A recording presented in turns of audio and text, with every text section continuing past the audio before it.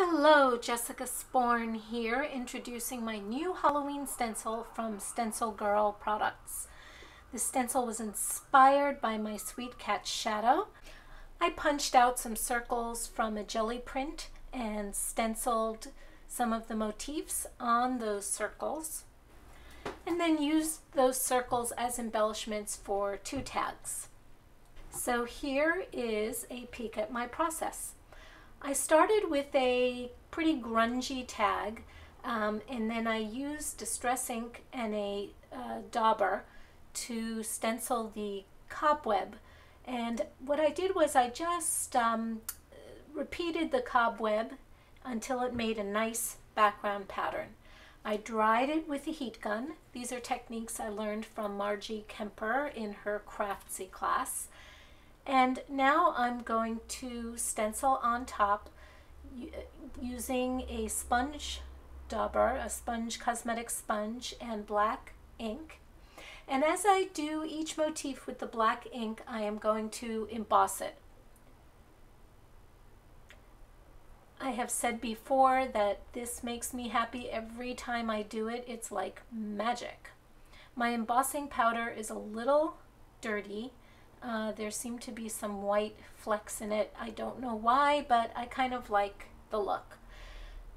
Using this cosmetic sponge is very useful because I can really get in there. There are a lot of motifs in this stencil and they're kind of close together. So using the cosmetic sponge allows me to get a little bit of precision. And so you can see as I do each motif, I'm going to stop, dip it in embossing powder, and then melt the embossing powder with my heat gun.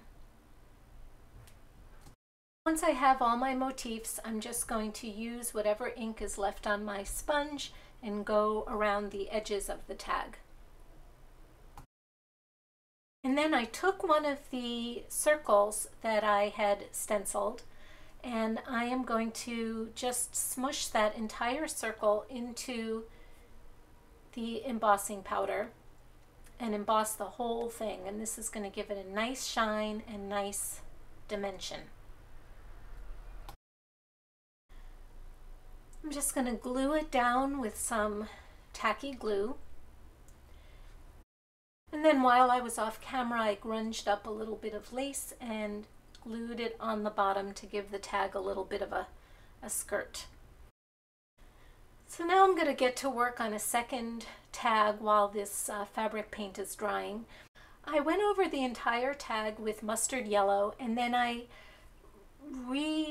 stenciled with mustard yellow using the Eastern Flower Repeat stencil, and I think it just gives a nice background. Then I used the ink for my tree. I'm going to go around the edges now, just to frame out the stencil. I find that darkening the edges just keeps your eye in the center and gives it a finished and kind of polished look. And I'm doing the same thing. Every time I stencil a motif, I dip it in the embossing powder and I dry it with my heat gun.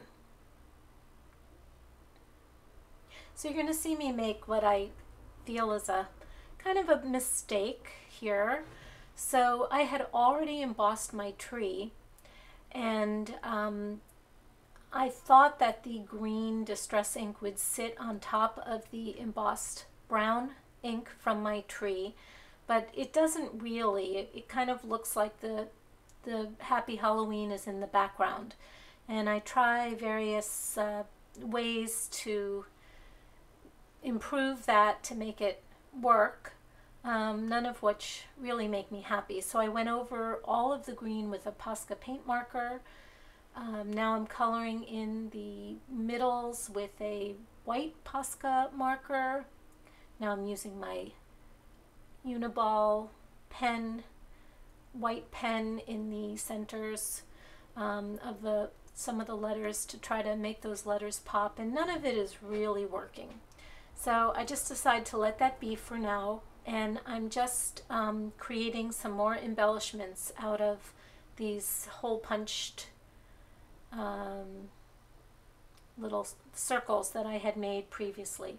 I'm going to glue them down with tacky glue. I have a little bit of this grungy lace left over, so I'm going to add that on too. I just like the way they look with skirts. Every tag should have a skirt.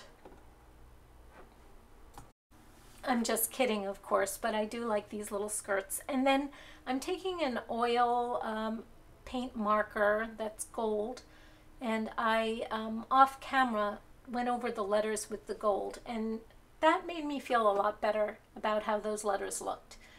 What do you think? Anyway, I hope you enjoyed this tutorial and that it gave you some ideas, and I'd love to see any of your Halloween creations.